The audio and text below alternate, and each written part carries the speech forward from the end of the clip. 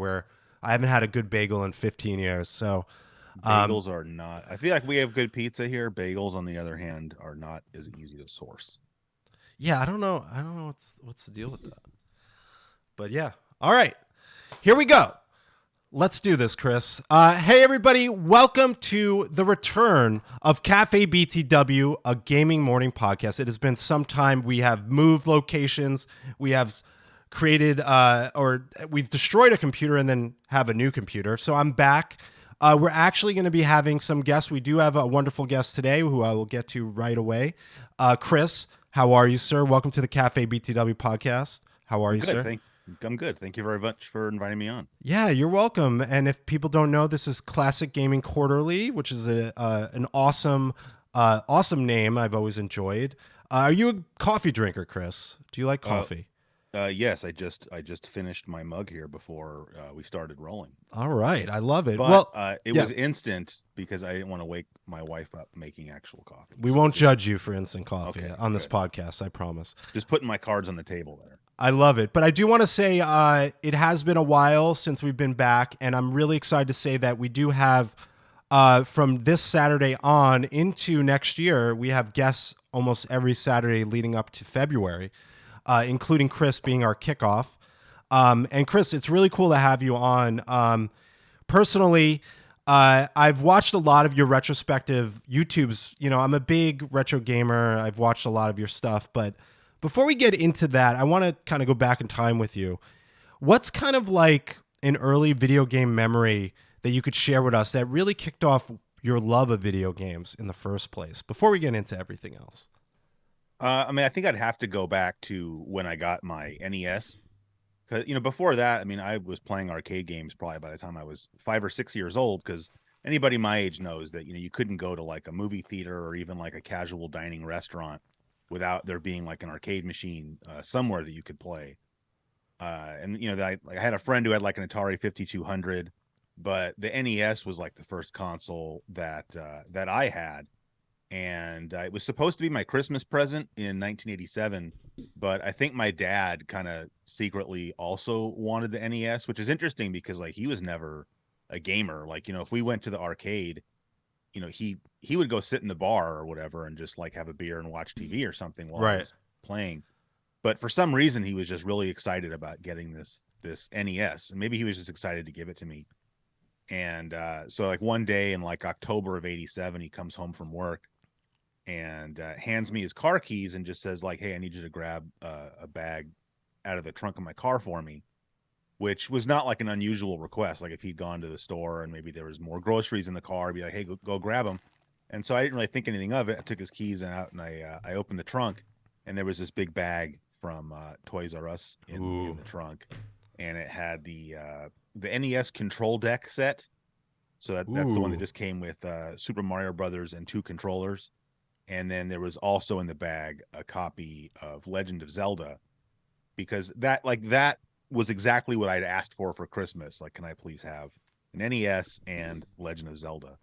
And it was the kind of thing where, if I had gotten it on Christmas morning, I would have been like obviously very happy, but not really surprised because it's what I asked for. But because it was like, a Thursday evening in October, and it was like boom, it just like came out of nowhere. And so it was really cool because like, I was definitely not like a spoiled kid, so it's not the kind of thing that would normally have happened to me. And then of course, we hooked it up in the living room, and I just have really fond memories of playing Super Mario Brothers with my dad, he's no longer with us. And like I said on my show before, I always kind of think of, when I think of Luigi, I think of my dad, because like I used to always be Mario and he would always be Luigi, and we would play Oh man. two-player Super Mario Brothers. So That's really touching.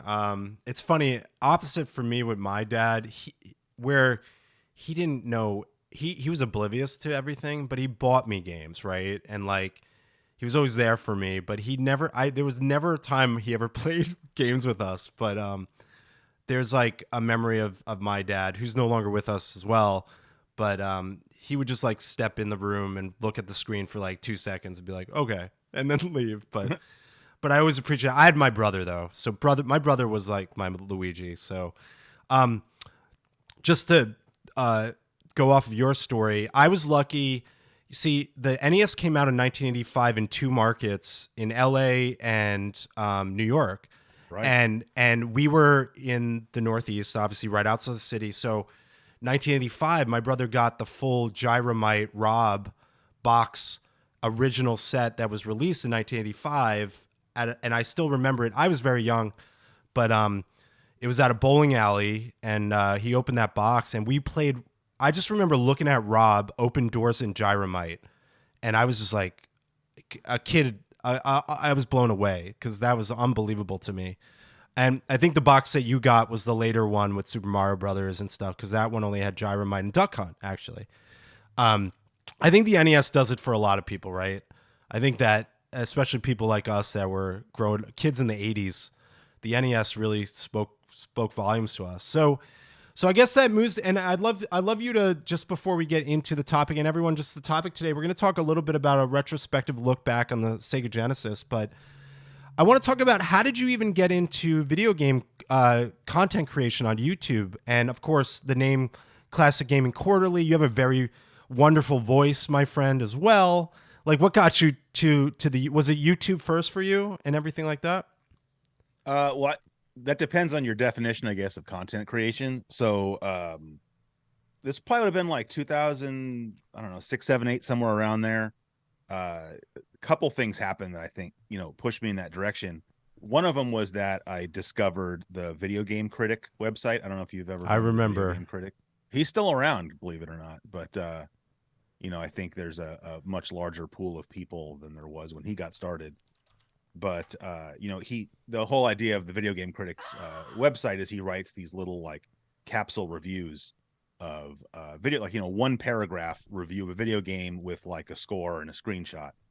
And I really liked his format, just because, like, I like short, like, just tell me, is this game something I should check out? That's all I want to know. Like, I don't spoil the game for me. Don't give me like a reading assignment for homework. And so Right. I would, if I was bored, like if I was, at work bored or home bored, I would just start reading through his website, and I would make these lists of like games I wanted to check out. And right around that same time is when Classic Game Room came back on YouTube, because Classic Game Room goes all the way back to like 1999 when it started streaming online on some other website, and lasted for a couple of years. But yeah, it's the CGR Publishing there at the top. He changed the name of his thing there, but Classic Game Room is like the original internet video game show, and it was like the first gaming show that I found on YouTube, because like he started posting his old videos from like 1999 and 2000 on yeah, he's putting all this stuff on his channel now. Looks I like don't he know likes what. cars now. Yeah, he has a lot of interest in life, I would say. That's Um, cool. yeah.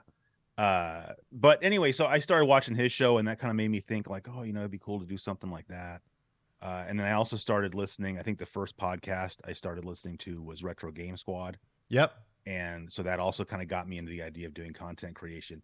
And so then I just decided, I had already started a website in, I think 2009. I started the Classic Gaming Quarterly website. The reason that it has its name is that it was originally going to be like a fanzine, like to go back to what we were talking about before we started. That's what digital press was originally, was Yep. a They fanzine. were seen. Yep. And so I wanted to make a like a fanzine called Classic Gaming Quarterly. I ended up not doing that just for logistical reasons. And so I made the website instead. And I was basically kind of copying Video Game Critic and just making little capsule reviews. And then when I decided I kind of wanted to start doing YouTube, it was really being done from the perspective of like, oh, I'm going to make videos just to like embed them on my website. Like, it'll just add some more content to my website. Like, I was still thinking from that perspective, and like nobody really, I didn't get very many visitors to my website, but like I didn't care. It's not why I did it. But so starting a YouTube channel was really more just about like, here's a different creative way to keep, working on adding content to my website. So like when I started YouTube, it was really never with the intent or the assumption that it was going to become in any way popular at all. Yeah, I mean, I think what's interesting about YouTube is a lot of like the early content, like as far back as like Angry Video Game Nerd, You know, a lot of the early YouTube stuff I watched was retro gaming stuff. Yep. And so when did you officially start on YouTube then? I believe that was 2013. Hey, and that's OG in a lot of ways, you know? That's Well, which is it's kind of funny because I felt like in 2013 when I started, I felt like I was starting late compared to a lot of other channels. But then yeah, like now you look back on it and now I feel like what you just said. It's like, wow, I really kind of got in there before uh I mean not before it was too late, but And are you a big hockey fan, I'm assuming, with wearing a Red Wings shirt or uh, I jersey? I used to be really big into hockey like in the 90s. I'm not as into it now. I think I was wearing that Red Wings jersey because that was an NHL 94 retrospective video, but that is my original Red Wings jersey from the Nice. 90s. So, I was just back east, and we went to a Devils game because I'm a oh Jersey yeah. guy. Got to go to a Yeah. Devil. My brother's a huge fanatical Devils guy, so we always go every Thanksgiving season. Um, but yeah, man, I really appreciate. I also think you have a very your voice is easy to listen to. It's like a radio voice, and how you introduce your stuff. And I think you do a really great job, and really appreciate all the work and the contributions to the retro world that you've done for us. And it's really great to have you here hanging out with me. Um, so so just so everyone knows, you could do exclamation point CGQ in chat, and you could check out his Twitter and his YouTube there. And also, you do have a podcast now, correct? Yeah, I just started well it's funny Here's people yeah, there it is right there. Here's here's my my question question for for you. you. I think based on kind of my other channel, the CGQ Plus channel, I kept getting people saying, "Oh, you should start a podcast." And I was just kind of felt like I didn't really think I had the bandwidth for doing something like that. Because if I was going to do a solo podcast, I think it would be more like a audio version of my show where there would still be all this research and whatnot that went into it. And I'm not going to go into the whole story about like why we started the podcast, just because if you listen to episode 1, it's like the first thing that Corey and I talk about. But yeah, that's Corey from My Life in Gaming, very good friend of mine. And we always kind of talked about how he wanted to do more stuff together, on YouTube, or apparently, I guess we ended up doing not on YouTube, but I ended up just kind of like texting him one day and saying, "Hey, like, me and you should do a podcast together." And I thought that he'd be like, because he's a busy guy as well. And I figured he'd be like, "Yeah, that'd be nice, in theory." But like instead he jumped on it, was like, "Oh yeah, let's do it." And so I ended up kind of like pitching him this whole idea for this show. Here's my question for you. And if I was going to sum up the podcast in 3 words, it's really just two friends talking. I love So that. it's not That's all it's you not a need, right? show about yeah, it's not a show about video game. It's not a show about anything in particular. It's just whatever we feel like talking about or we have on our minds that day is what we talk about. So That's awesome. Well, I appreciate it. I know the podcast is very new, so I got to start checking it out. I think I caught like a clip of it. So yeah, man, thanks so much for like I said, like keeping the content going. It's important, and all the stuff you talk about is really fun. thanks. Yeah, and so just a little cleaning house here, just so everyone knows, if you haven't, and thanks so much, Trap, for first time chatter, and also for the follow. If you've never followed the Cafe BTW podcast, we do go live on Twitch. It's kind of like if you're here for the live, it's awesome. You could chat with us, but we will be putting up the VOD on YouTube, which is funny, Chris. I did this podcast for nearly 2 years, and we never did VODs on YouTube till Oh no. like a year later. Don't ask me why, but I had this thing like I'm gonna make this a Twitch podcast only, but then I realized like not everyone's gonna be here for the live, so we will have this podcast up. You could check out all the other shows. And Chris, this is literally my 94th episode, so we're nearing Wow. 100 episodes, and that's really exciting for me. And also, everyone, I do have an audio only podcast called the Saturn Force Podcast. We've only had 2 episodes. It's a Saturn centric podcast where I just talk about really interesting facts and tidbits about the Sega Saturn, which is a system that I believe doesn't have enough podcasts about it. So, Chris, I created my own audio version podcast called the Saturn Force Podcast. That's what you got to do. You have to identify, what's missing and Yep. and fill that need.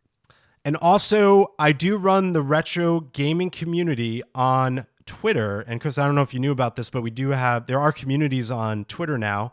We Yeah, started. I'm in there. I think Awesome. I should be. You should be. I think I remember you inviting me to it. I probably did, knowing me. And what's up, first time chatter, Home Tech? Appreciate coming by. Thanks for coming to the cafe.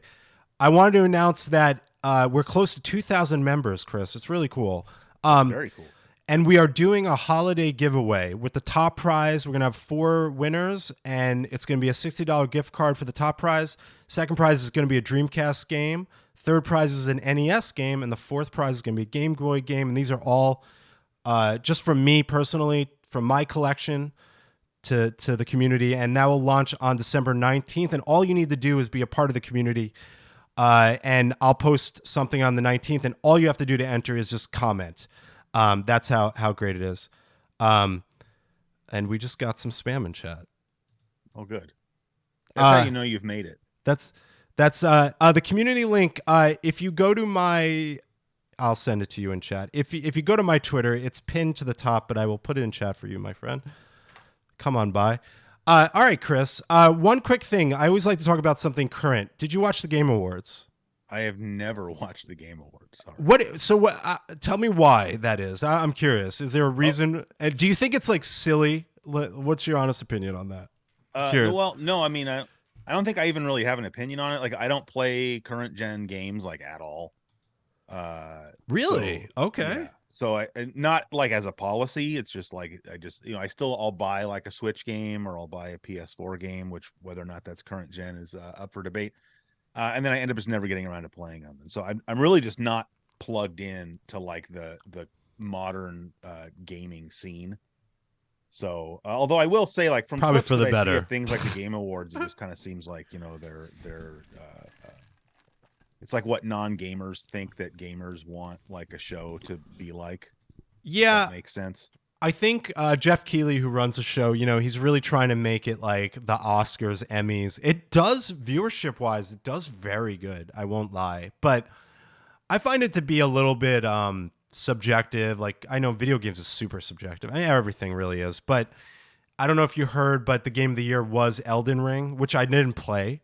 Because yeah, I haven't played it either. And you know what? I'm one of those people that's like, everyone say, play Elden Ring, play it. And I'm sure it's really good. But I'm just like, I got a million other things on my backlog. And like you, I like to play old games mostly, but I do play modern games. But I don't know when I'm going to play Elden Ring, but it did win Game of the Year. And I just wanted to just see it. And it's interesting that you're one of those people that doesn't really follow the Game Awards. And you know what? I don't think anyone really needs to. Mikey Loves Retro. What's up? He says, well, also they were giving out Steam Decks.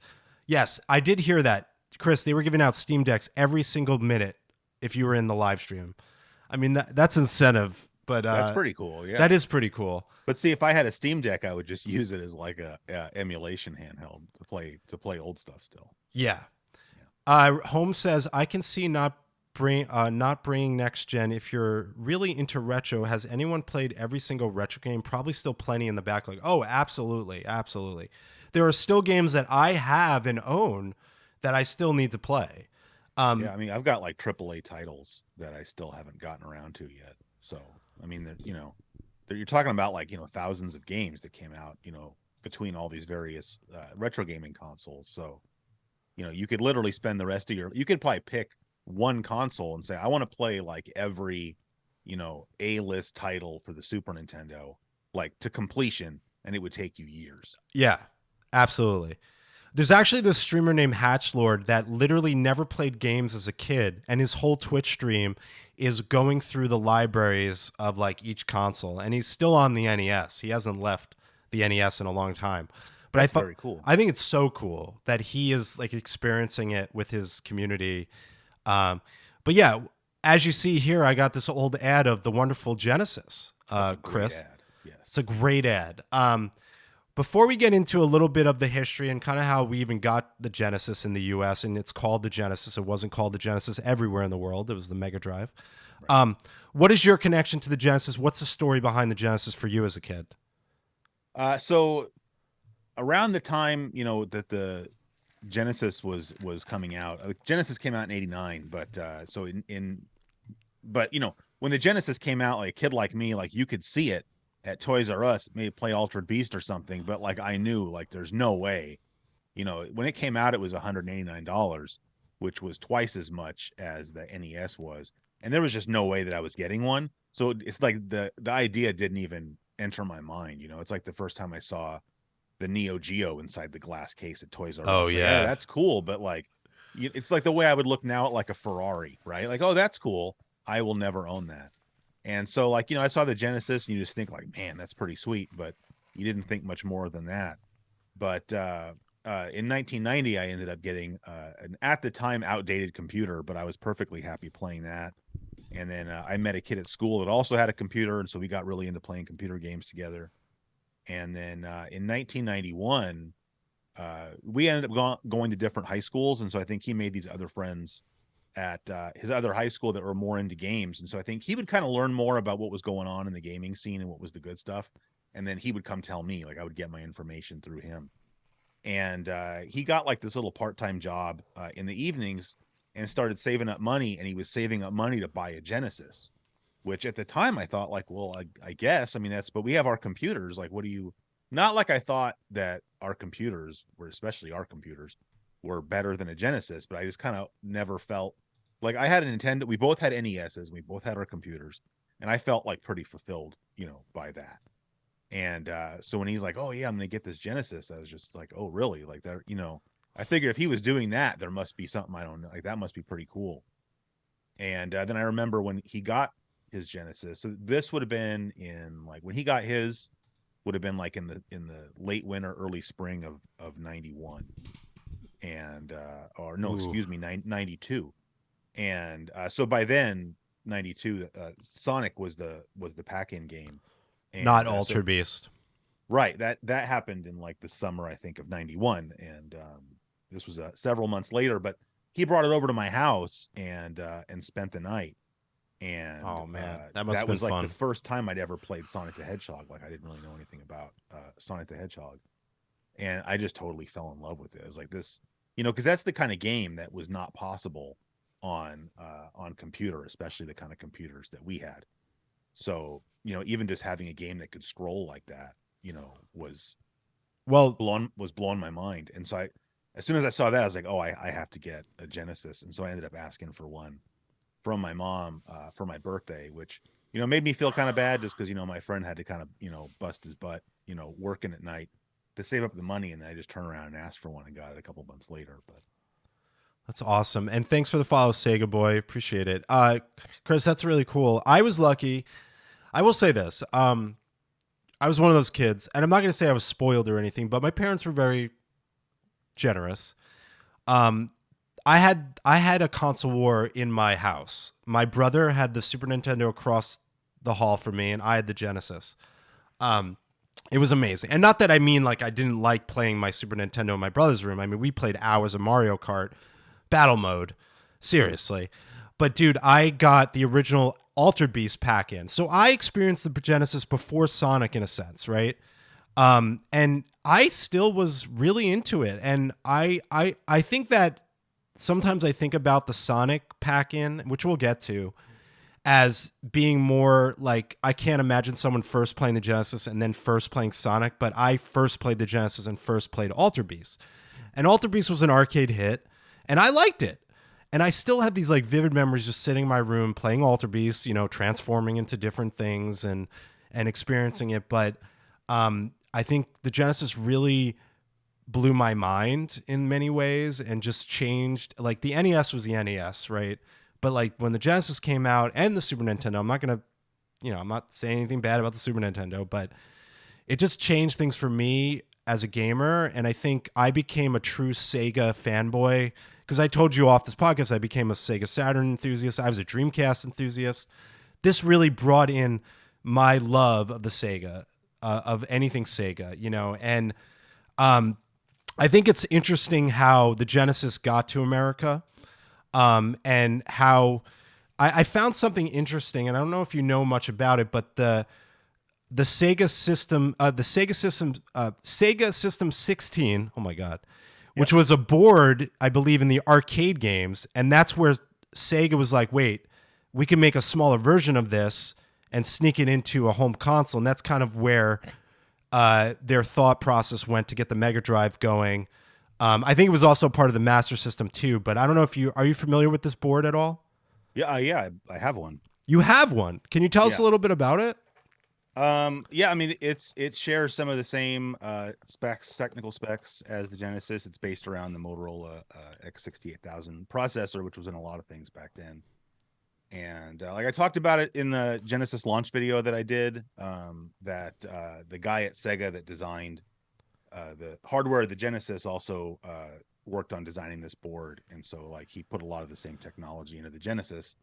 And so like a lot of your favorite Genesis games were arcade ports of games that came out on the System 16. So like Golden Axe, Ooh, that's the System 16 board that I have. that's awesome. Is that something that's truly expensive, or is it?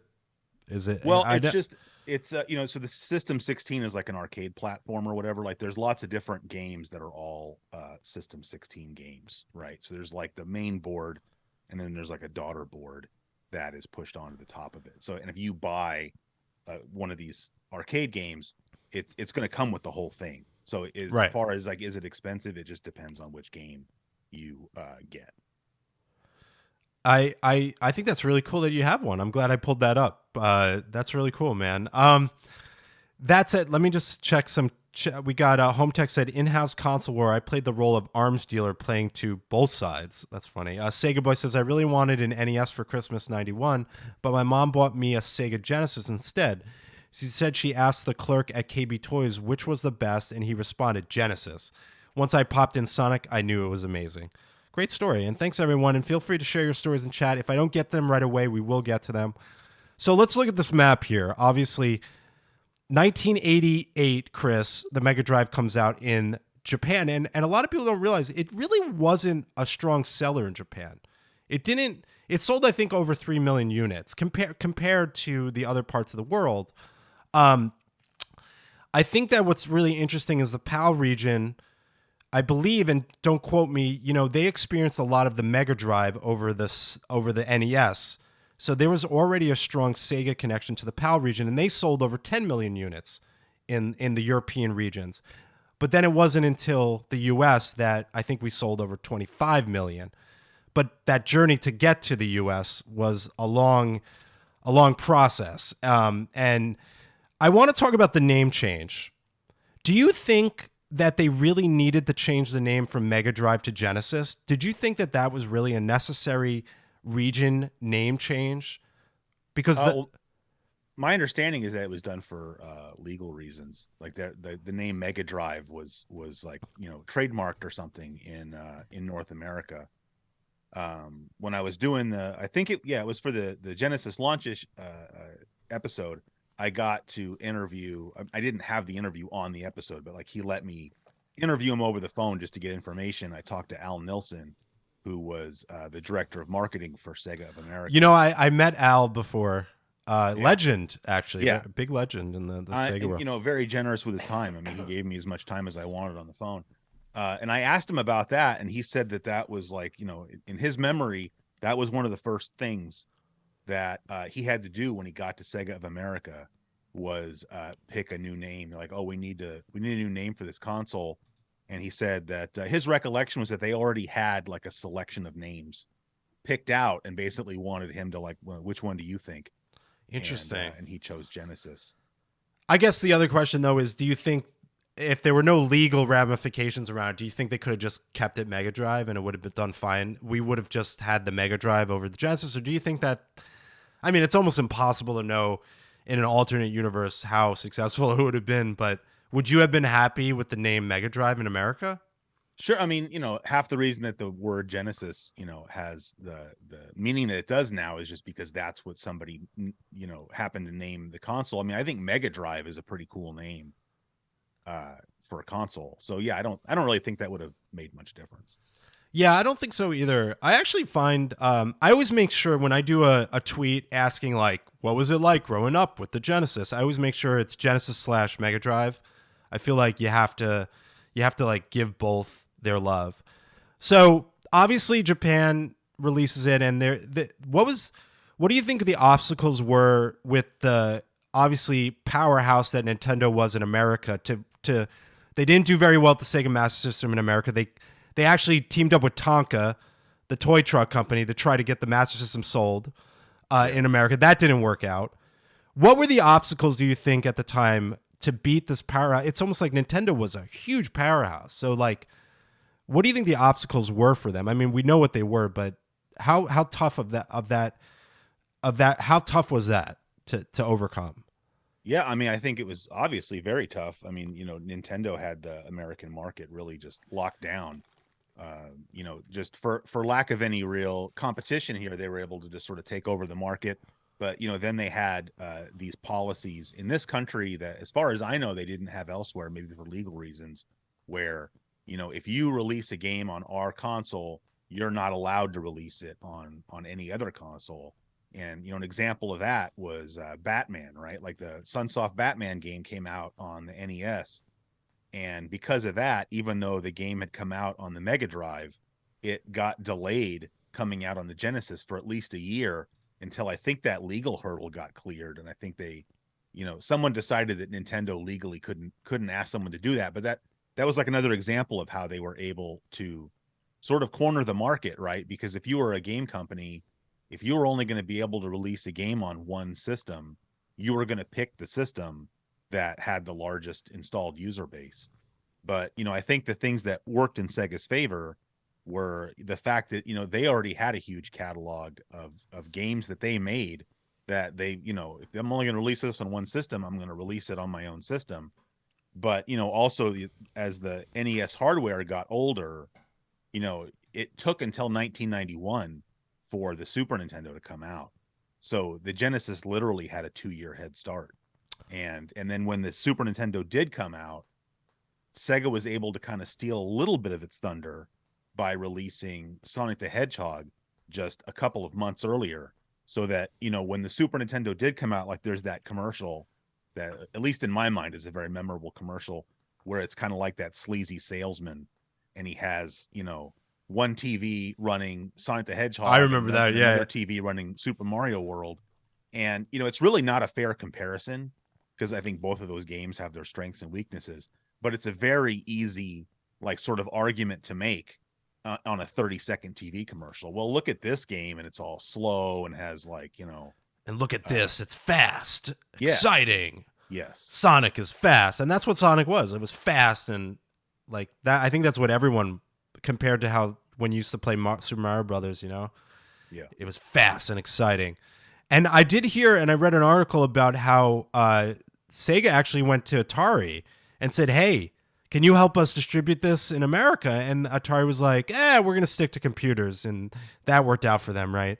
Hint, hint. But they ended up saying, screw it. Let's bring in our own distribution company. Let's hire someone. Michael Katz was the first executive of Sega of America to really lead the launch of the Sega Genesis. Not who we'll get into in a second, who is a hero. Michael Katz was a part of the first release, which we talked about, which these are some of the original Genesis commercials. And of course, which had the Alter Beast pack in. But, even though the Genesis was selling okay, it wasn't doing super well, or not as well as they wanted it to do. And that's how Tom Kalinske got into the fold. And, we all know this guy is a legend in so many ways. Probably one of the greatest marketing moves in the history of video games, which we just talked about. What are your thoughts of Tom Kalinske? How important was he to the Genesis, and the fact that he decided, like, let's get this mascot Sonic in front of the American market and pack in this game? Like, was that the game changer? What are your thoughts on Tom Kalinske and what he did for the Sega Genesis in the 90s? Yeah, I mean, it's easy to say, like, I love Tom Kalinske, because I mean, he became the face of Sega of America. So who knows how many things he gets credit for that maybe was somebody else's idea. I'm not saying Very that's the true. case, but Very true. yeah, I mean, as a Genesis fanboy, obviously I'm a Kalinske fanboy, and I mean, the single most important decision that he ever made was replacing Altered Beast with Sonic as the pack-in game. Not because I'm saying that Sonic is a better game than Altered Beast, although I personally believe that, but that's objective, not subjective or opposite. Um, but of course, that wasn't even really his decision to make. Like he had to go to Sega of Japan and convince them, like, here are the things that I want to do. And it's like, okay, we have to lower the price of this thing, and we have to take what you guys think is the greatest game that you've produced so far for this console and give it away to gamers for free. But again, that goes back to that commercial, about showing Sonic versus Super Mario World, is that it helped, like, hey, if you go buy a Genesis for 149, you're going to get this amazing game for free. And I don't know how many people know this, but there was like a little sliver of time where, after they had made the decision to give away Sonic for free, but there were still Altered Beast bundles on the shelf, you could go buy the Altered Beast bundle, and then they would mail you a copy of Sonic for That free. is So like, then you got both. that's amazing. I didn't know that. That's really cool. I wish video game companies did stuff like that today. I feel like they would never do stuff like that anymore. Yeah. But I read about, he had Tom called it a 4-point plan. One, reduce the cost. Two, get a bigger dev team around the American market game. Three, increase the media push funding. And then four was Sonic. And I think that alone changed everything. And then when I played Sonic because I was an Alter Beast pack in person first, and then when I started seeing this game, I mean, Sonic has become, in my eyes, one of the three most recognizable mascots in the world. And I'm gonna say three here, and they're not all video games. I'm gonna say Jesus, Mario, and Sonic. Wow. I Yeah. might be a little crazy to say that, but I'm thinking of, like, when you put a face in front of someone. If you put Jesus, Mario, and Sonic, I guarantee you the kids, more likely than not, will know all three of those. Am I crazy? No, I mean, I think a lot of adults that maybe aren't even gamers would like my mom, for example. Like, my mom doesn't play video games, but, like, she had a kid, obviously me. And so if you showed her, like, obviously she knows who Jesus is, but I'm saying, like, my mom would obviously know, she would see Mario or Sonic and know instantly who that is, as a non-gamer. Yeah, so I think that what's interesting, even though Sega went away from the console market, the IP of Sonic alone is so valuable today. It's unbelievable. It's like, I guess I could put Mickey Mouse there. It's Mickey Mouse, Jesus, Sonic, and Mario. Like, Well, it's funny you say that about Mickey Mouse, because I wondered kind of that myself. Like, how relevant is Mickey still? I honestly don't know. Like, I don't have kids, which is an important component to what I'm saying. I was talking about uh, Castle of Illusion, I think, yep. on the show on CGQ Plus, and I was asking honestly, I'm like, do kids know who Mickey Mouse is anymore? Uh, just because I when I was a kid, it was like I watched tons of Disney cartoons and I watched tons of Looney Tunes cartoons, and so, like, Mickey was like a huge deal. But I wasn't really sure, like, does Disney still even make Mickey cartoons? Like, I don't know. And I was quickly informed in the comments section that most certainly, which is what I was asking for, so I was glad. But people with kids were informing me that yes, Mickey Mouse is still very much a big deal. Yeah, I think Disney is huge right now, and I think Disney World and Disneyland, like, kids still think about, like, mom, dad, I want to go to Disneyland, Disney World, like, and when you're there, Mickey's everywhere, and Yeah. I think, and there's also that new Disney game that's like Animal Crossing, and, like, Oh, I didn't know about that. I forgot what it's called. I don't play it, but Mickey's in there. It's like you build a house and in your town, and then Mickey and Donald Duck are around. So, like, I think you'd be surprised. Well, not surprised, but Mickey is still very recognizable for sure. Yeah, I But, mean, I'm glad that's the case, because yeah, I grew up with Mickey, but I think in my mind I always just think, well, Disney bought Pixar, and now I feel like they've really. I mean, obviously I'm incorrect, but it was always my impression that they had just sort of transitioned over to just, like, you know, emphasizing Pixar's IPs more, because now I mean, I haven't been to Disneyland since I was a kid, but my understanding is now you go there and they've expanded, and all the expansion is about, like, the Pixar IPs. oh yeah, So I'm glad to hear that they haven't forgotten about, Mickey and Donald and Goofy. They haven't. At least I don't think so. But like Toy Story, those are huge IPs now. Stuff like that. Yeah. Trap says we had an NES and the Super NES, but my neighbor kid had the Master System, the Genesis, so we always had the great rivalry. Lost in the 80s 90s says I wish Sega never tried to beat Nintendo. I feel we were better with it, and if they didn't try so hard to beat them, they'd still be around. But I mean, Sega is not. I always tell people Sega is not gone. Sega is around more than ever. They might not be making consoles, but you'd be surprised how many studios Sega owns. Now, the Yakuza series is a huge Japanese IP that has now made it west. That's huge. Sonic just released Sonic Frontiers. Sega has not gone away. And plus, Streets of Rage 4. Streets of Rage 4 came out, correct? And also the Sonic movies have brought even more towards Sega and brought back that nostalgic. And thanks, first time chatters here. Hi, Chris. Looking forward to the next. Here's my question. The Reasoner One says, Chris, Nice. Warrior, and welcome to the cafe, everyone. Thanks for joining. Sonic got diluted when Sega went third party. It did, but I feel like in the recent years, Sonic has made it back into the mainstream. Lost in the 80s and 90s says, yeah, but if Sega had a console still, they would be making exclusives and we would want all the Sega consoles. Well, in an alternative universe, that might be true, but they screwed up with the Dreamcast and they didn't put a DVD player in there. And I'm not saying that's the fault of the Dreamcast, but I think it would have helped them if they put a DVD player in the Dreamcast. But that's another podcast. If they had listened to, we don't want to get into that, but I would say if they had listened, everybody hates Bernie Stoller or whatever, but if they had listened to him with what he wanted to do with the Dreamcast, it would have been a lot more successful. Yeah, and but looking at the Dreamcast, it was a hell of a machine and a fantastic machine, and I played it for hours on end. So let's, we did a very brief history, but let's get into some your favorite games, Chris. Sure. Golden Axe, obviously. Yeah. What is it about Golden Axe for you? Boy, I don't. So I remember the first time I played Golden Axe was at a Round Table Pizza. I don't know if you're familiar with. Of course, actually, my girlfriend always says Round Table Pizza. Let's get. Okay, I don't know where I don't know where Round Table Pizza does and doesn't exist, but they try to like lean into the not as much anymore, I guess, but they used to kind of lean into the medieval theme a little bit more with Round Table, and so it was very fitting. You'd go out for pizza. I don't think this is the case as much anymore, just because arcade machines aren't as much of a thing anymore. But you'd go order your pizza, and then you had like 10 minutes to kill, and so of course they made sure that they had some arcade cabinets in the pizza parlor. And so I remember playing Golden Axe there and just thinking, man, this is a pretty cool game. But then I was talking about my friend Stuart is his name, who got the Genesis just before I did, and Golden Axe was one of the first games he only ever had. Like both of us, like we came from sort of like humble means or whatever.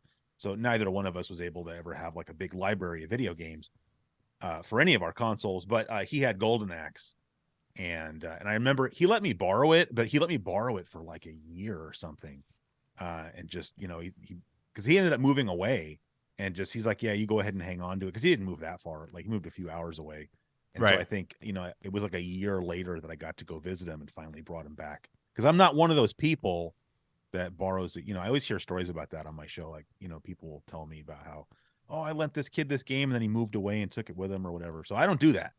But so I got to play Golden Axe for like a year, and I didn't have that many Genesis games, and I would just play it like over and over. I love the atmosphere of the game. Like most beat 'em ups back then, I think Renegade kind of like set the standard for what like a beat 'em up game was like supposed to be like. Because Absolutely. after that, you had Double Dragon, which was still sort of in like this rough, almost like 70s New York City urban environment. And then of course you had Final Fight and Streets of Rage.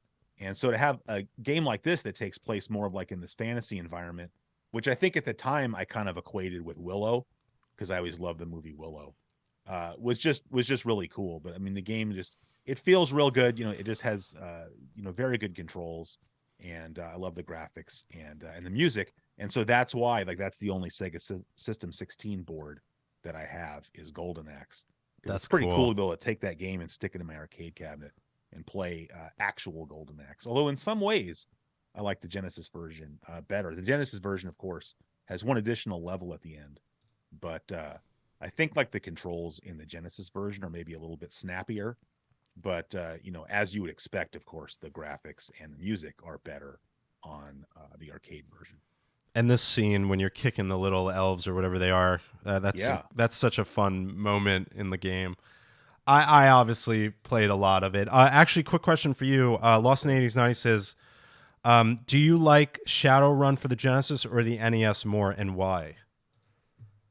So I've only played the Genesis version, so I can't actually comment on that. So if you've played both, you can answer that. Yes, he has. Lost in the 80s and 90s has a hell of a collection, by the way. Shout out to Will, great creator on TikTok as well. GTE says the problem with the Dreamcast was Microsoft. The machine was hacked on day one, which was great for players. But we could go down that rabbit hole in another episode, but it's true. Yeah. And of course, Streets of Rage, which was not, a lot of people get mistaken. They think Streets of Rage was in the arcade, but it was absolutely not in the arcade. It was a Genesis game. I mean, the first Streets of Rage did get released in the arcade. I can't. It was Did it? Sega. Well, so Sega had this arcade platform, I think, called the Mega Play system, Oh. and so it was an arcade board that had Streets of interchangeable Rage. cartridges that looked very similar to like Mega Drive cartridges, and so in that sense, you could play Streets of Rage in the arcade. But yes, this is not Streets of Rage is not an arcade, But it didn't have a standalone Streets of Rage No. machine. No, Yeah. no. Which would have been cool to be honest. I would love to own a standalone Definitely. Streets of Rage. Definitely. This is a great game. Unbelievable beat 'em up. And another example of very similar to the kind of mechanics of Golden Axe in a lot of ways. Yeah. But a little bit more updated, not fantasy world, just Streets of Rage, just. Yeah. And Sorry, go ahead. no, I was just going to say, and Streets of Rage 2, just, even better.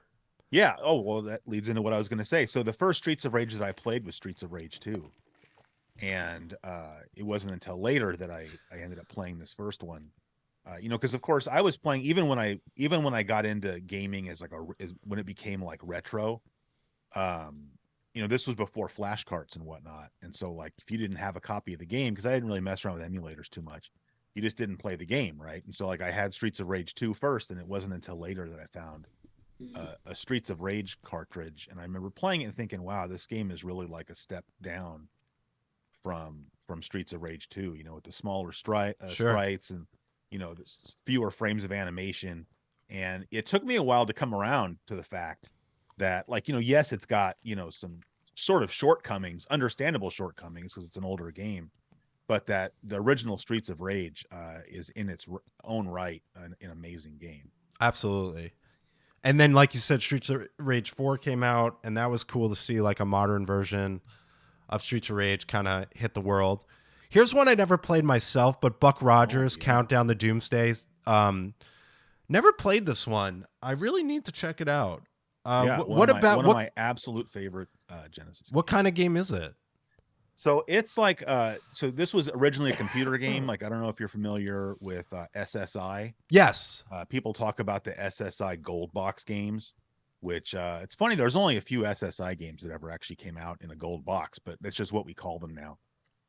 But they were role-playing games where sort of the underlying rule set was basically based on like Advanced Dungeons and Dragons, right? Like these gold box games were literally Advanced Dungeons and Dragons games, but then they had other games like this Buck Rogers game, which was obviously not a Dungeons and Dragons game because it's a Buck Rogers game, but it uses that AD&D rule set sort of like behind the scenes.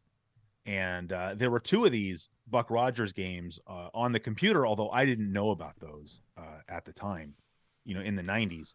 I ended up finding this game at a video game rental or a video rental store that also rented video games. I don't know if you did this when you were a kid, but you'd go into like a video store and they maybe would have a special section where they would sell like previously viewed videos and then previously played games. And so I got a copy of this game for like, probably like $8 complete in the box. It was an X rental. And I didn't know anything about it. Like, I had heard of Buck Rogers, but that TV show is like way before my time, so I'd never watched any of it. But I was just really into Star Trek: The Next Generation at the time. Me too. In the 90s. It's really the only sci-fi show I've really ever gotten into actually in my life. But I really, really loved that show. And so the two games that I bought for the Genesis based on my love of that show was Starflight and then this game.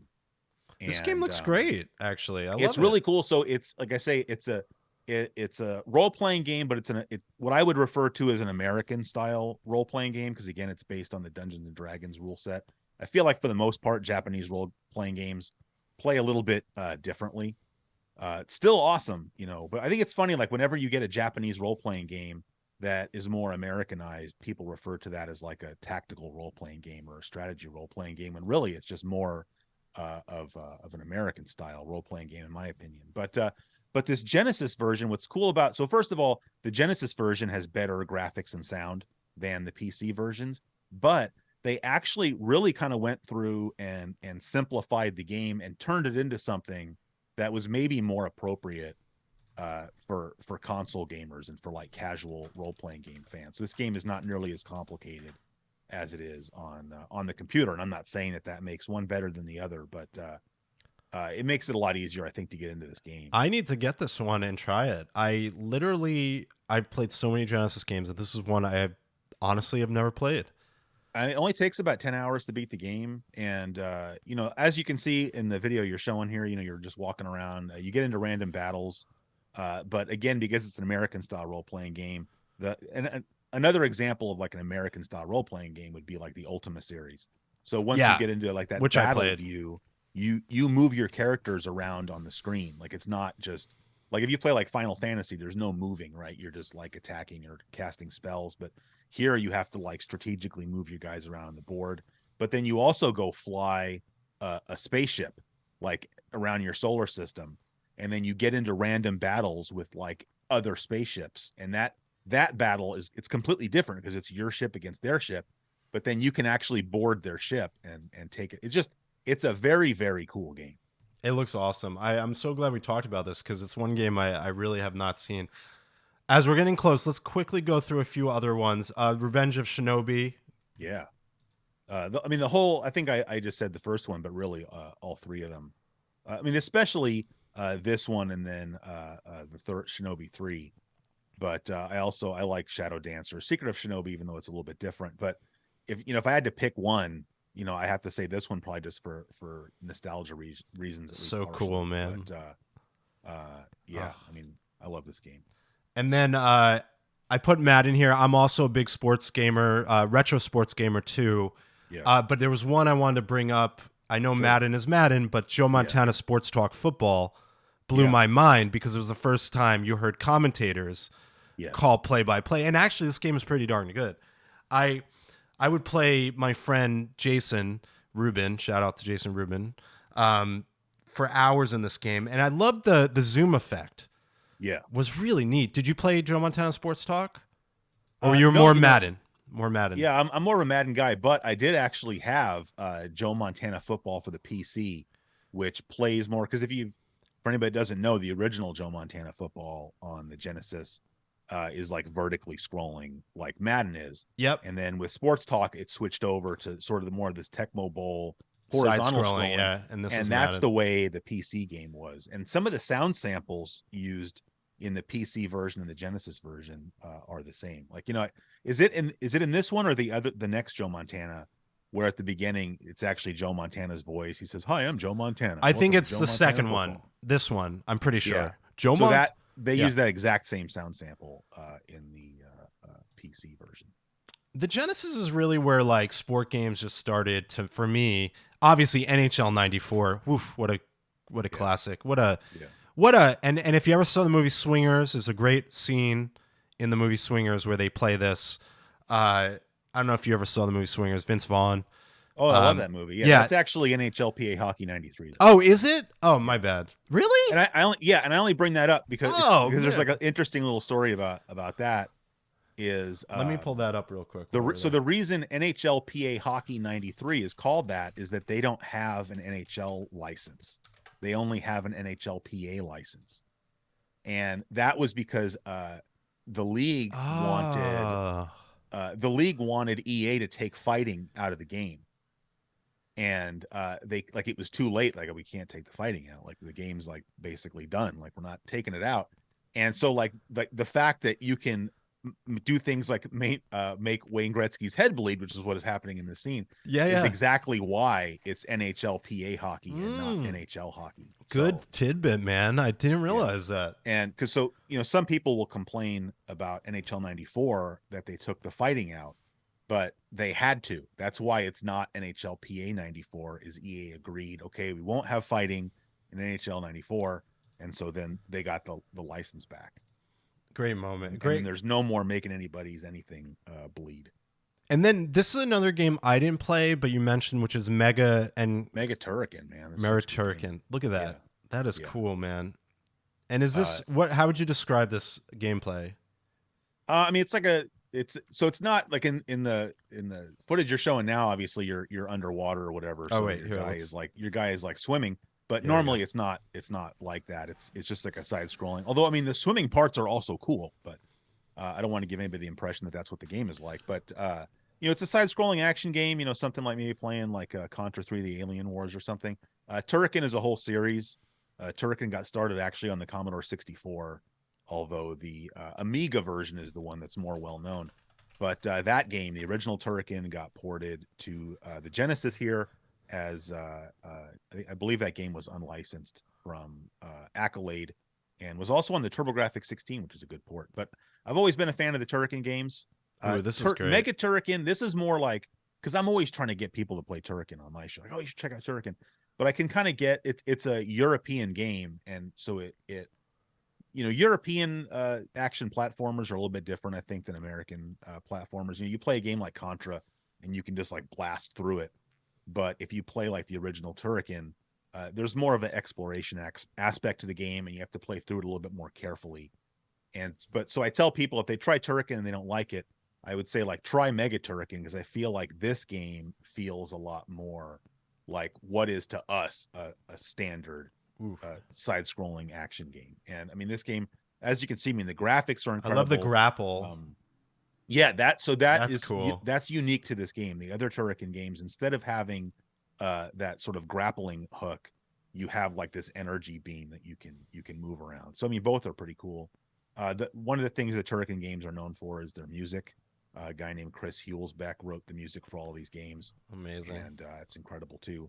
This game got recently re-released by Strictly Limited Games. You can actually buy a physical Genesis or Mega Drive cartridge.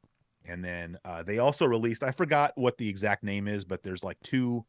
It was on the Switch, and I'm sure it was on everything. I know it was on PS4, where it's like a collection of all the old Turrican games. But I have to play it. It's actually something that I don't know how I missed it. I didn't. I mean, play have you it. played, because there was two of them on the Super Nintendo as well, Super Turrican. And Yeah, Super Lost in Turrican the 2. 89 says Turrican was on the NES too. All Turricans are fun. Yeah. This is one of my favorite Genesis games ever, which is Gunstar Heroes, yeah. and ridiculously expensive to buy now as a retro collector, which I hate. I just hate. I hate that the best games are sometimes the most expensive to buy physically.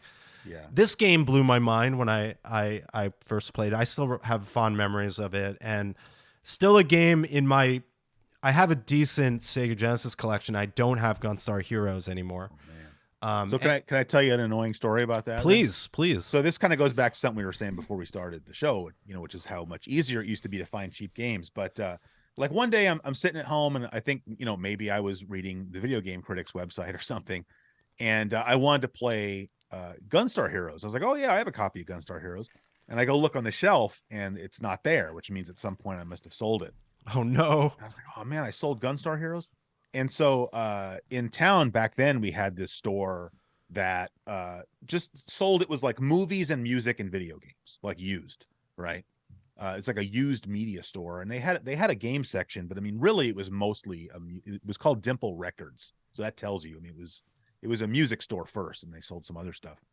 And I go in there, and I'm saying this because like they did not have like an expansive variety or selection of video games. And I go in there, and sitting there on the shelf is a complete in the box copy of Gunstar Heroes for like $2.99. Oh my God! Wow. So, and what are the chances? Because they didn't have that many Genesis games, but I was like, oh, yoink, there's Gunstar Heroes, and that's the copy that I still have. That's awesome, and what a good deal. Mikey loves retro does say that the market has seemed to be dipping. It has dipped a little bit for sure, but there's still ridiculously priced games out there. They are, and the only thing I would say that's nice is I talked about earlier about the era before flash carts, and that was one of the things to me that was so exciting about going out hunting for games, is like you'd find just finding games you didn't have that just looked interesting, Yeah, right? Because, oh, now I can play this or play that. And it's like now, between like flash carts and like the analog devices or misters or whatever, it's like, yeah, I miss the days of going out and finding new games, but we also don't really need that anymore, right? At this point, it's like it's cool to have the original game, but I can still play the game on original hardware, but then you get stuck with, like, now you have like the paralysis of having too much choice because you just stick a flash card in there. Whereas I kind of miss the days where you were limited by just whatever stack of cartridges you had sitting next to you. that's the nostalgia factor, and I mean, I just think that those days are never going to come back.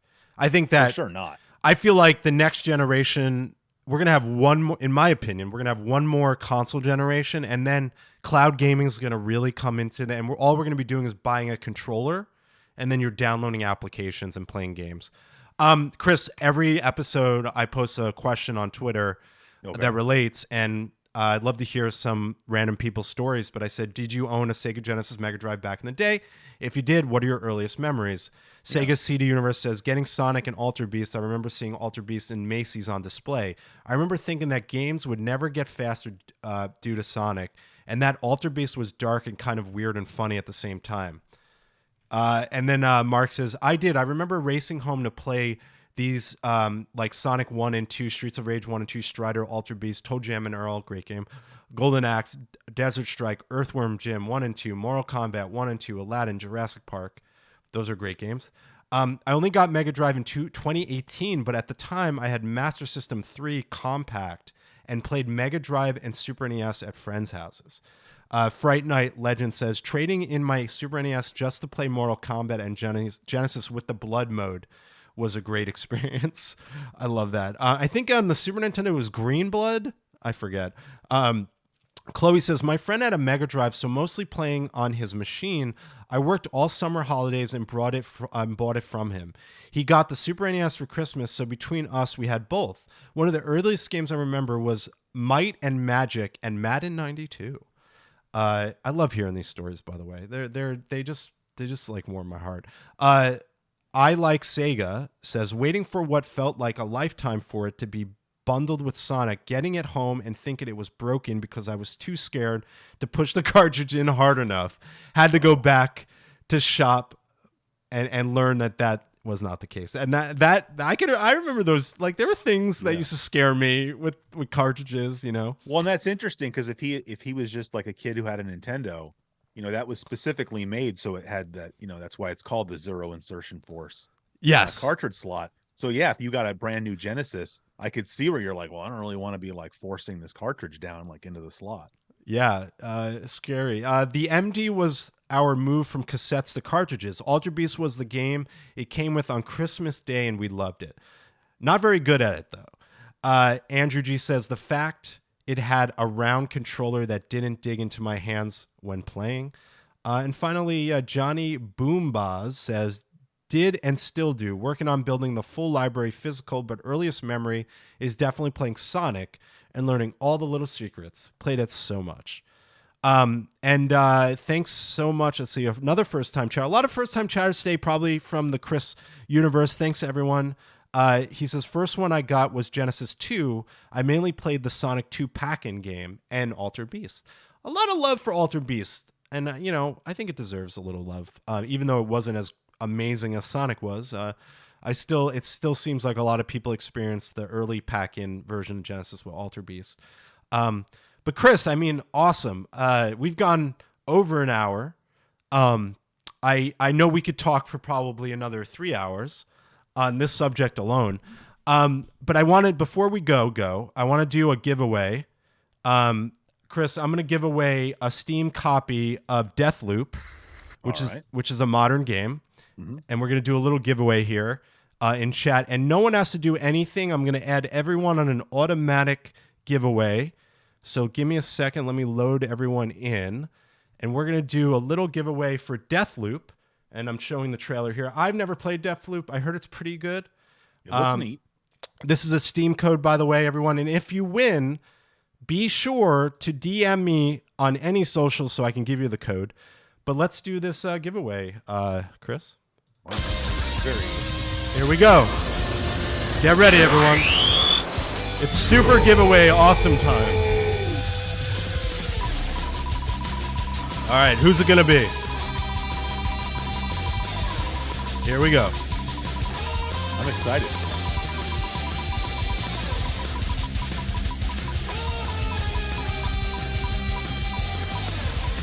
Oh, Zappy 9SAU. Congratulations, Zappy. You could Nice. you could DM me anywhere. You know, DM me on Twitter. You can check my socials. Hit me up here on Twitch on chat, and I'll get you the code immediately. So thank you so much, Zappy. Congratulations, and I'll get you a copy of Deathloop. Happy to give it away too. So congrats, Zappy. Let me just make sure I get Zappy's name. Or if you're still here, Zappy, just DM me and I'll get you the code. But that was the first time I used this new giveaway thing, which was really cool too. That was very impressive. You like that? That's pretty neat, right? This is all beyond my skill set. A friend of mine was using it on a stream, and I was like, oh, man, this is really cool. So, Zappy, if you're still in chat, please DM me. I might have troubles finding you, but you can find me on Twitter. DMs are open. Instagram, here on Twitch, and I'll give you the code. That said, what's in the pipeline for you, Chris, before we say goodbye here? Want to thank you also for coming on the show, but, Thank you for inviting me. Yeah. What do we expect from the awesome Classic Gaming Quarterly coming up for you? Yeah. Well, I mean, I don't know. Some people out there, this is a very divisive issue on my show, but, some people love the magazine read-throughs. Other people wish I would just make launch videos, which is understandable. But I'm actually just putting the finishing touches on the next magazine read-through. So I'm hoping that should be out tomorrow. And Ooh. that is an issue of EGM that was basically the Super Nintendo launch issue.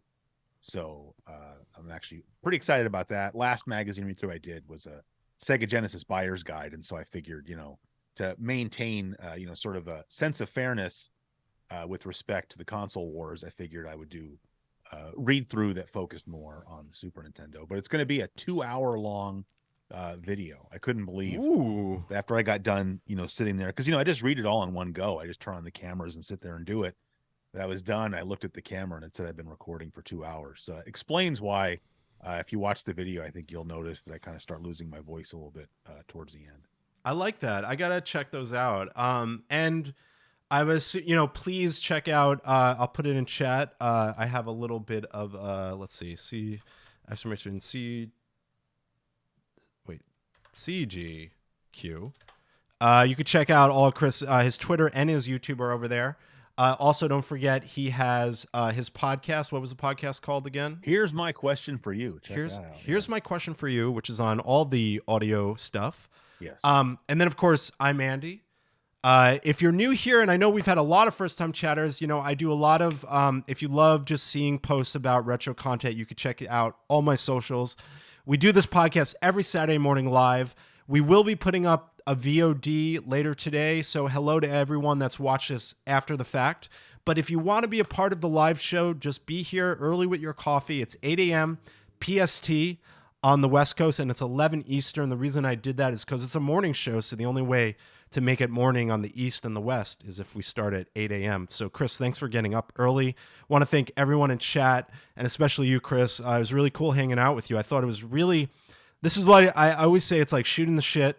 It's just hanging out, and you did that really well, my friend. Thank you. I had a great time. And then that said, everyone, we will see you next Saturday. We have another guest coming up. I will announce that next week. Other than that, I always say this, we only get one shot at this, and that's life. So you might as well be nice to people. Until I next time, agree. It's easier. It it's takes easier. less effort to be nice to people. Exactly.